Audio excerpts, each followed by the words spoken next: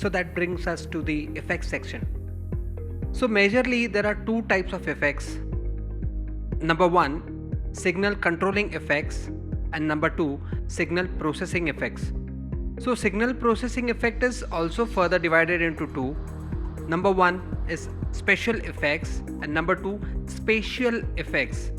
Let's check when and where they are used.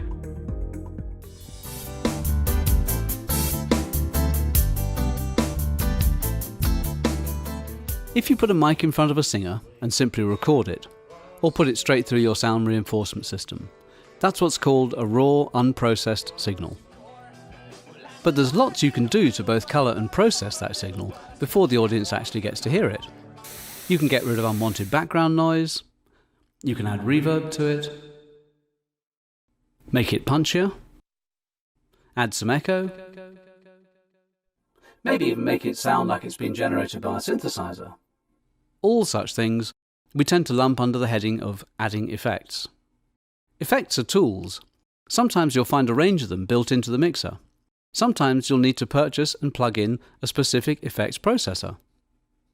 Effects can broadly be divided up into two categories: signal controlling effects and signal processing effects. And in fact, signal processing can be further divided up into special effects and spatial effects.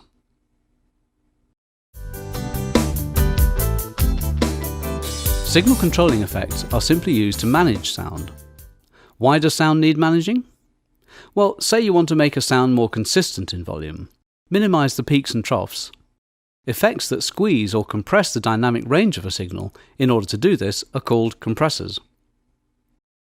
Or perhaps you want to be safe and put an absolute limit on the level of a sound in order to safeguard against overloading, something that could certainly severely damage your equipment. In this case, you would use a limiter. Perhaps there's a bunch of other noise or audio going on around the sound you want to amplify. No problem. There are devices that employ an electronic gate that opens to let your sound through and then closes as soon as it goes below a certain level in order to keep out that background noise. And these are called noise gates. Hey, finally we've come across a whole range of sound reinforcement equipment that actually has names that mean something. Without a compressor, you can always do this. That's right. The job of a compressor is to smooth out inconsistencies in level. And you could, if you're extremely quick, do what's called ride the gain. Alternatively, when it comes to compressing vocals, you could just hope that you have a real pro singer with a great mic technique.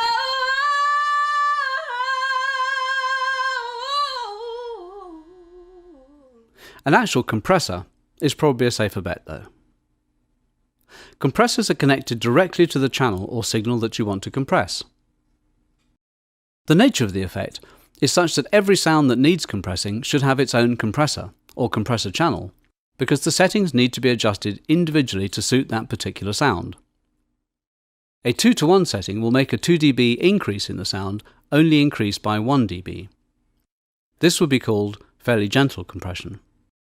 And this would be a good starting point for a vocalist. A 6:1 ratio, on the other hand, will produce considerably greater level squashing. You might use a setting like this with a kick drum to make a punchier sound. So we've seen the when, and by how much. How about the how fast?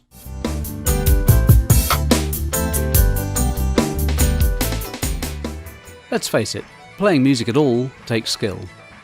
Playing music in front of a live audience throws a whole army of additional problems into the mix. Some mechanical, some ergonomic, some just visual.